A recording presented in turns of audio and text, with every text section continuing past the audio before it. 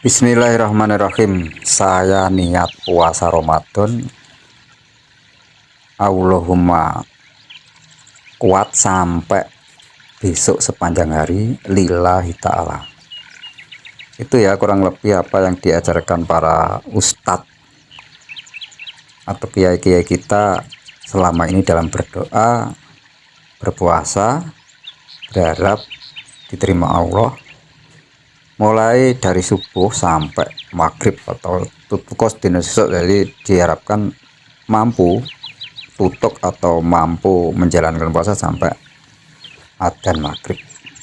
Itu selalu kita niatkan setiap kita niat makan sahur. Nah, sekarang kita bahas poso itu apa sih? Puasa itu apa sih? Nah, ini versi kakek saya. Kakek saya pernah berbicara jika poso kuwi ngeposne rasa, Gun. Ngeposne rasa mutmainah sofiyah alwama amrah ke Nur Muhammad. Jadi apa yang ngeposne rasa itu kalau bahasa Indonesianya?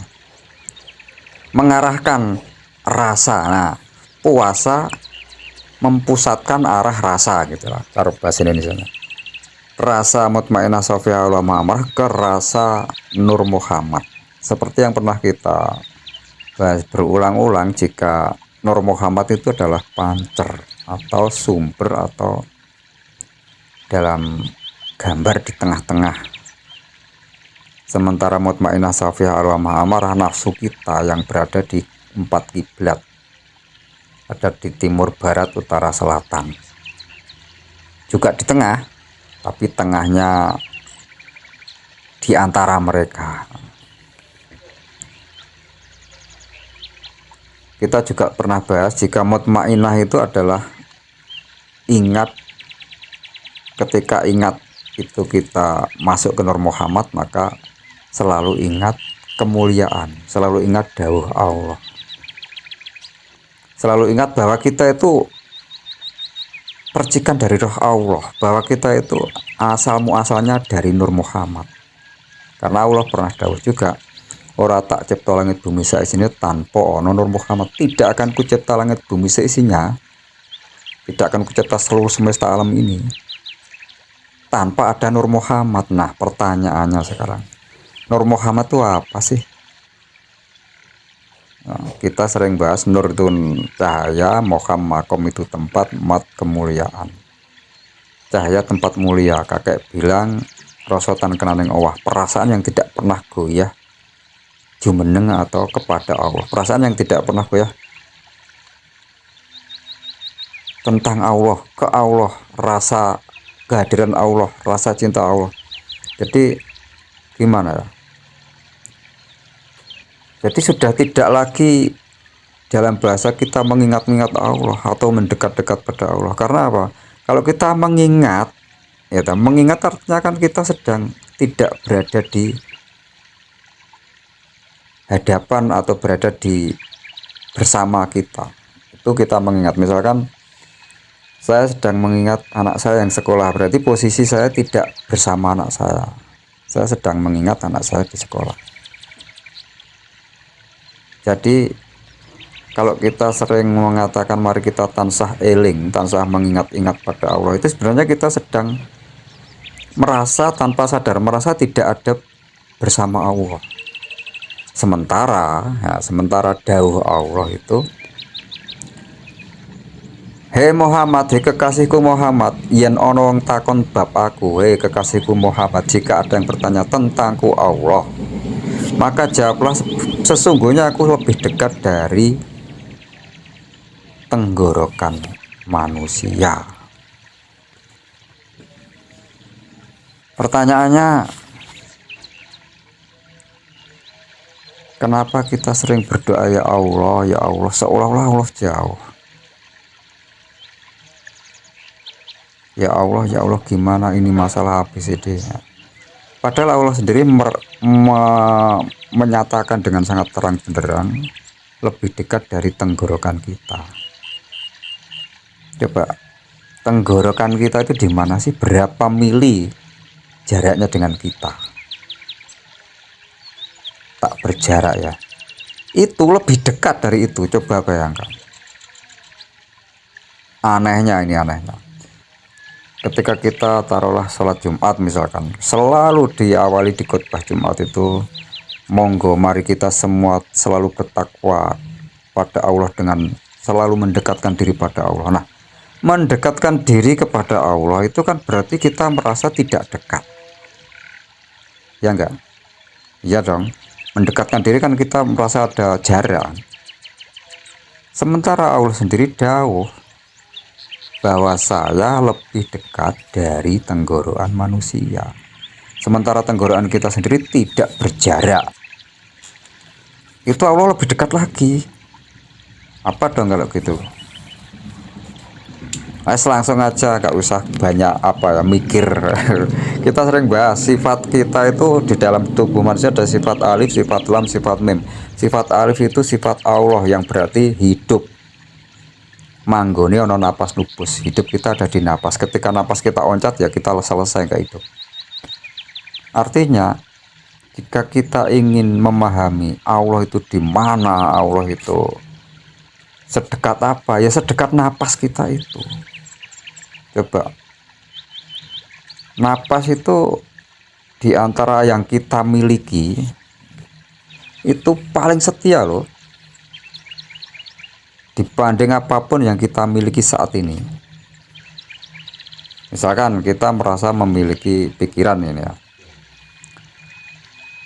tapi pikiran kita tidak pernah setia. Hari ini kita berpikir tentang si A itu baik, besok karena tahu kelakuannya tiba-tiba berubah pikiran kita, si A itu jelek. Tidak konsisten, jadi tidak setia. Atau kita sedang tidur kan sudah nggak mikir apa-apa, hanya saat melek kita merasa berpikir atau punya pikiran. Kita juga punya mata hari ini, tapi kita hanya bisa melihat ketika kita tidak menutupnya. Ketika mata kita tutup, kita tidak bisa melihat apa-apa. Artinya tidak selamanya kita memakai mata kita. Tangan, kaki, keinginan juga sama. Kita hanya bisa ingin ketika kita sedang sadar, sedang ya melek, sedang bangun dari tidur. Kalau kita sudah tidur ya juga ingin apa-apa kan. Artinya apapun yang kita miliki hari ini tidak ada yang setia. Tapi dengan napas, perhatikan. Mau Anda mati, mau Anda tidur, mau Anda melek, mau Anda sedang marah, sedang jengkel, sedang senang, masih saja setia. Kita sedang sedih atau sedang bahagia, napas kita setia. Tidak pernah Allah itu menghentikannya, setidaknya sampai detik ini ya, karena sekarang kita masih bisa berinteraksi. Nah, kenapa kita tidak mencoba bernapas dengan sadar? Jika inilah aset terindah, termahal, terspesial dari Allah.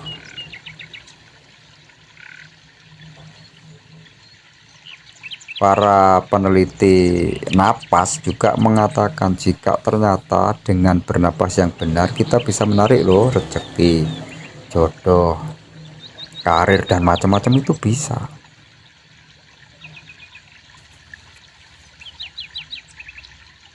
Nah, masalahnya ternyata yang meneliti tidak selalu umat muslim. Sementara di Al-Quran sendiri yang mengaku kitab sucinya umat Islam kita ini, Allah sudah mendawuhkan jika aku Muhammad, kekasihku Muhammad, aku lebih dekat dari tenggorokan manusia. Artinya Allah itu cedak tanpa senggolan atau tanpa wenang, apa-apa itu bahasa Jawanya. Artinya dekat tapi tidak berdesakan, jauh gimana dong, tanpa ada sifatullah bernama hidup, napas kita nggak bisa hidup kok. Sangat dekat, lebih dekat dari tenggorokan kan. Nah itulah. Jadi coba kita sekarang mencoba menyadari bernapas dengan sadar jika napas itu adalah bukti kesetiaan, bukti cinta Allah kepada kita manusia ini yang sampai sekarang masih dianugerahi hidup. Coba kalau kita dioncati napas, ditinggal napas 1 menit aja, rasanya gimana? megap-megap ya, sesak napas. Ya seperti ikan di dalam air. Air yang begitu berlimpah itu yang membuat ikan masih hidup. Coba ikan kita angkat, kita letakkan di daratan sebentar aja, dia akan biayaan, akan kelepek-kelepek, akan kebingungan untuk mencari air karena hidupnya di dalam air. Atau ini lebih ekstrim lagi, coba seandainya ya kita dikasih uang 1.000 triliun hari ini, disuruh milih tetap bernapas apa milih uang 1.000 triliun.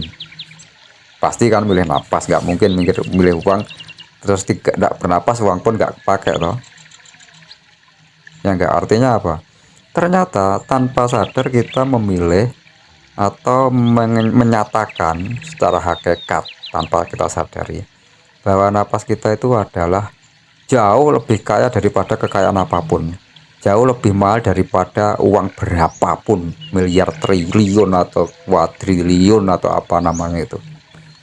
Kita tetap akan memilih napas. Nah, kenapa kita tidak manfaatkan ini?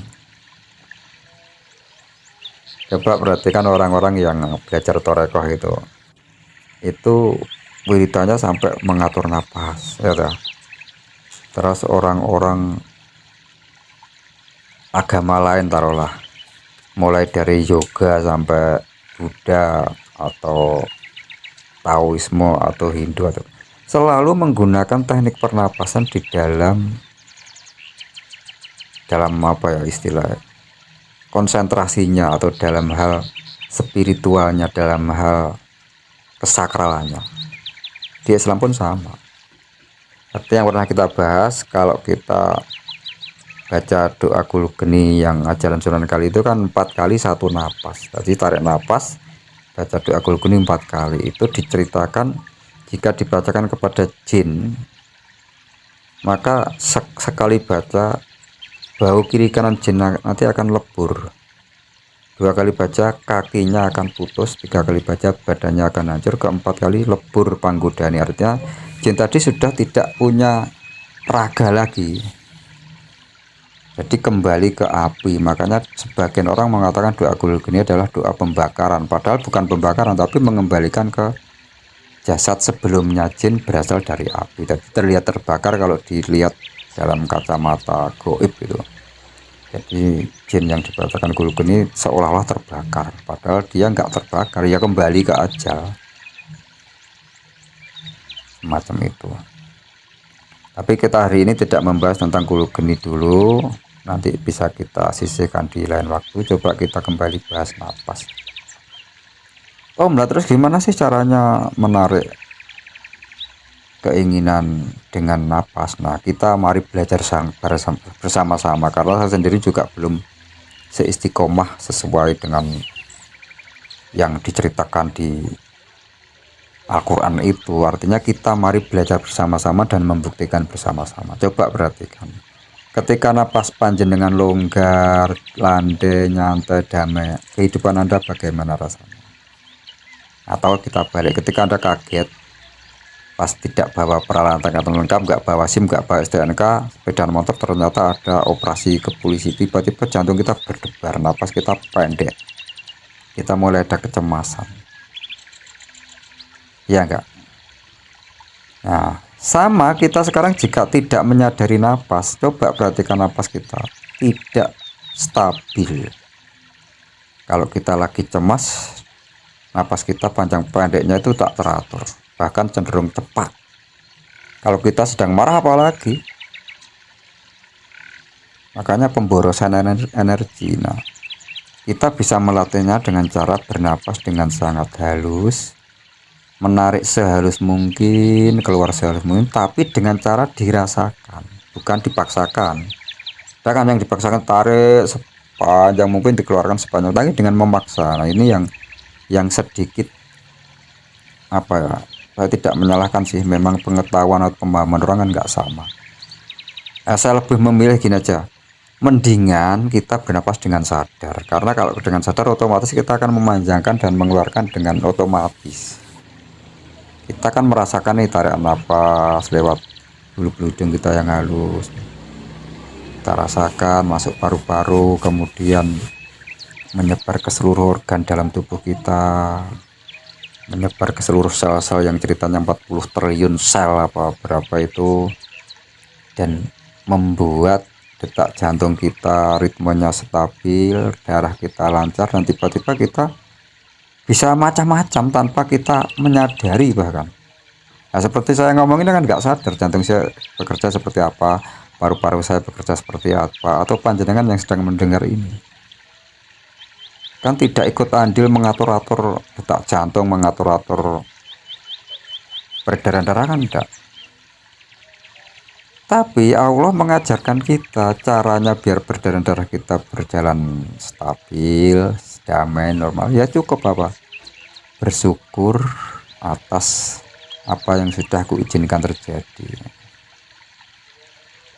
Nah, pertanyaannya, kita membahas syukur tentang A, B, C, D, E, F, G, tapi kita lupa bersyukur tentang masih diberi napas. Ini aja dulu kita sadari, kita bernapas dengan benar, kemudian kita eksperimen. Nah, sekarang menginjak ke bahasa eksperimen, praktek lah. Kalau anak sekolah itu praktek. Coba sekarang yang punya hajat apapun, ini tips ini bisa dicoba. Sediakan waktu 1-2 menit untuk sadar napas dulu, mensyukuri masih dikasih Allah napas. Bayangkan cinta Allah itu wujudnya ada di dalam napas kita. Setiap kita tarik napas, kita sadari Allah tresno kepada kita, Allah olah sasih banget kepada kita tanpa batas. Maka otomatis energi Allah ada di dalam tubuh kita. Kemudian kita berprasangka baik, kita ucap terima kasih, alhamdulillah, dan kita ucap hajat. Saat napas keluar, kita bayangkan hajat kita yang kita ucapkan sudah terrealisasi. Meskipun belum, nikmati aja itu dan ikhlaskan kemudian. Nah, ini misalkan yang pengen modal arisan, yang ikut arisan, ibu-ibu biasanya tertarik. Itu caranya, baca alhamdulillah 9 kali sambil tarik napas tadi. Bayangkan Allah atas izinnya, atas kun fayakunnya, atas salah satunya itu menyatu ke tubuh kita dalam artian energi Rahman Rahimnya. Ketika kita keluarkan napas kita, nama kita keluar dari undian misalkan. Buktikan aja, atau yang anak-anak sedang sekolah ujian juga sama. Tarik napas, itu lakukan berulang-ulang. Setidak-tidaknya paksakan sebelum tidur sesuai hajat masing-masing. Ini dulu ya. Allahumma kabar ini menjadi berkah, silahkan dipraktekkan. Jika ada yang kurang paham caranya seperti apa, silahkan boleh tulis di kolom komentar, atau yang ingin lebih pribadi ini bisa hubungi nomor WhatsApp yang ada di deskripsi. Allahumma berkah abadan. Wassalamualaikum warahmatullahi wabarakatuh. Maaf, tadi kan sebenarnya kita di awal membahas puasa ya, kenapa jadi membahas menapas? Gini maksud saya, tadi sebenarnya saya mau membahas tentang puasa, memusatkan arah rasa ke arah Nur Muhammad. Nah, Nur Muhammad sendiri kan rasa yang tidak pernah goyah pada Allah ya. Nah, maksud saya gini, jadi rasa yang tidak pernah kita, apa istilah, yang selalu setia, itu adalah kan napas kita itu loh. Jadi kenapa baca Qul geni, tarik napas dulu, itu kalau kakek mengatakan itu pakile poso pun penggantinya puasa adalah menarik napas, artinya menyadari napas kita berdoa. Itu sudah hakikatnya puasa, memusatkan arah rasa. Apakah mulai dari subuh sampai maghrib saja? Ya enggak, selama hidup. Hakikat puasa itu selama hidup kita mempusatkan arah rasa kita ke Nur Muhammad, sehingga kita tansah merasa makhluk yang paling dimuliakan Allah. Memang Allah kan dawuh gitu, maka kita nggak usah minder dengan jabatan, nggak usah minder dengan miliaran uang, nggak usah minder dengan status, wajah, kondisi, nggak usah. Apapun seburuk-buruk kita manusia loh. kita makhluk yang paling dimuliakan oleh Allah, maka kita lebih mulia dari pohon, dari tumbuhan, dari apapun itu. Karena mereka adalah makmum kita, hakikatnya kita dilayani mereka. Maka kita bersyukur dan berterima kasih kepada bumi, bersyukur dan berterima kasih kepada Allah atas ciptaan tumbuhannya, atas buah-buahnya, atas apinya, atas awannya, atas airnya, atas anginnya. Kemudian kita sujud syukur.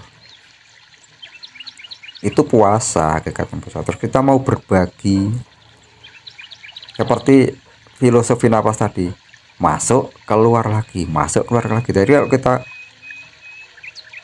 pengen rezeki lancar ya, ketika kita menerima uang, kita kan bahagia nih. Bisakah kita mengeluarkan uang yang sama nilainya bahagianya seperti yang saat menerima? Kalau bisa, oh keren. Ini kita belajar bersama ya.